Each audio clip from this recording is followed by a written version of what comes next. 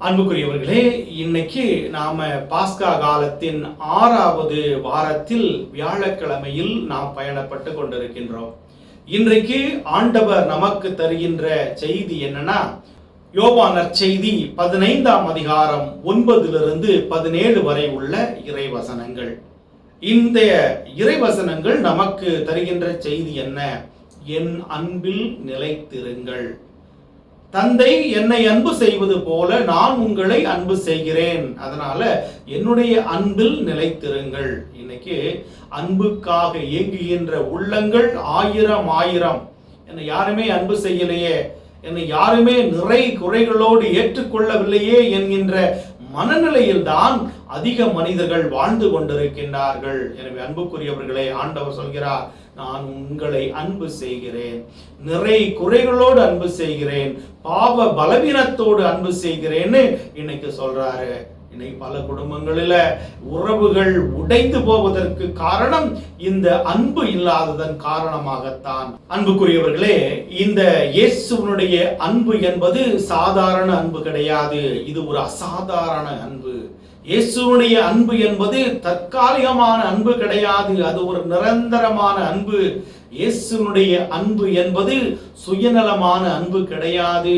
அது நம்முடைய வாழ்க்கைக்கு பல சுவையான வரங்களையும் ஆற்றலையும் தரக்கூடிய அன்பு. ஆண்டவருடைய அன்பு அது நம்பிக்கையை ஊட்டக்கூடிய அன்பு.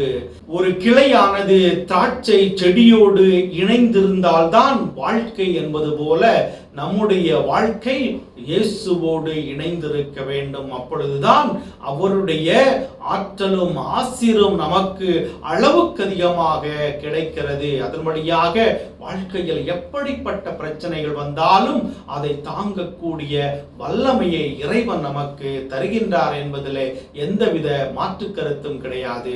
அன்புக்குரியவர்களே, பலரும் நம்முடைய வாழ்க்கையில துன்பம் வரும் பொழுதுதான் நம்ம என்ன பண்றோம்?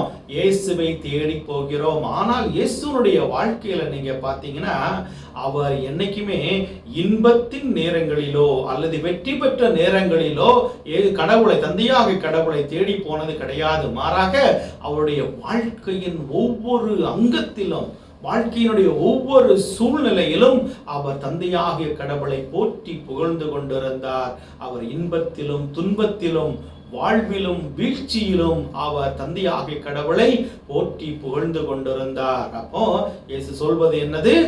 என்னுடைய அன்பில் நிலைத்திருங்கள். ஆண்டவருடைய அன்பு என்பது கேட்டவுடன் அள்ளி கொடுப்பது மட்டுமல்ல, அவர் நமக்கு எது தேவையோ அதை அவர் நிறைவாக நிலையான வாழ்வை பெறும் பொருட்டு அவர் அள்ளி கொடுக்கிறார். அதை வாங்குவதற்கு, பெற்று மகிழ்ச்சி அடைவதற்கு நாம தயாராக இருக்க வேண்டும். அவ்வாறு இருக்க வேண்டும் என்றால் நம்முடைய உள்ளத்திலே இரக்க குணம் இருக்க வேண்டும், தியாக சிந்தனையோடு நாம் வாழ வேண்டும். எனவே அன்புக்குரியவர்களே, ஆண்டவர் நம்மை நிறை குறைகளோடு அன்பு செய்வது போல நாமும் அடுத்தவரை அன்பு செய்யக்கூடிய மனநிலையை இன்னைக்கு நாம ஆண்டவரிடம் கேட்போம்.